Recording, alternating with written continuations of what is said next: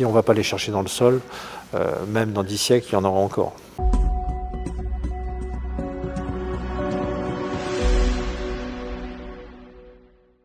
Le service de déminage a été créé en 1945 par M. Raymond Aubrac, le célèbre résistant, sous l'impulsion du général de Gaulle. Il a été rattaché au ministère de la Reconstruction parce qu'il fallait rendre au plus tôt les champs aux agriculteurs afin de nourrir les Français. Donc il a fallu dépolluer de tous les engins pyrotechniques, tous les obus qui traînaient dans les champs, et c'est pour ça que le service a été créé. Les missions essentielles du déminage de Caen sont liées à l'histoire de la Normandie. Donc énormément d'interventions sur munitions de guerre, essentiellement des bombes anglaises et américaines. En fait, lorsque les Allemands sont arrivés, très vite ils ont gagné la bataille, donc ils n'ont pas utilisé beaucoup de bombes d'aviation. Alors qu'à l'issue du débarquement, il y a une certaine résistance allemande qui a obligé quelque part les Alliés à bombarder le sol français pour essayer de chasser l'Allemand.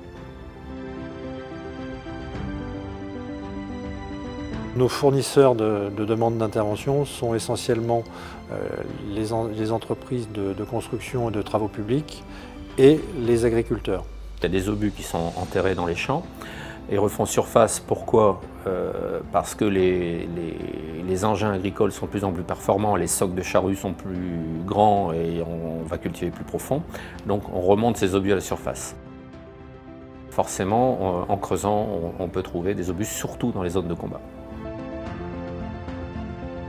On fait entre 15 et 25 tonnes de munitions par an. Et sur ces 15 à 25 tonnes, on fait entre 2 et une vingtaine de désamorçages de bombes. Pourquoi on parle des désamorçages de bombes? Parce qu'en fait, les bombes d'aviation contiennent une très grosse quantité d'explosifs et font partie des munitions que l'on se doit de désamorcer avant de les enlever et de les transporter.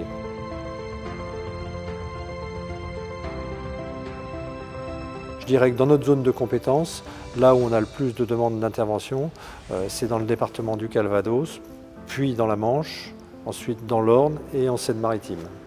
Donc on en retrouve un peu partout. Ces obus, contrairement à ce que les gens peuvent penser, même si c'est un obus qui vient de la Première Guerre mondiale, donc qui a fait plus de 100 ans qu'il est dans la Terre, restent opérationnel. C'est-à-dire que l'explosif reste explosif et reste dangereux.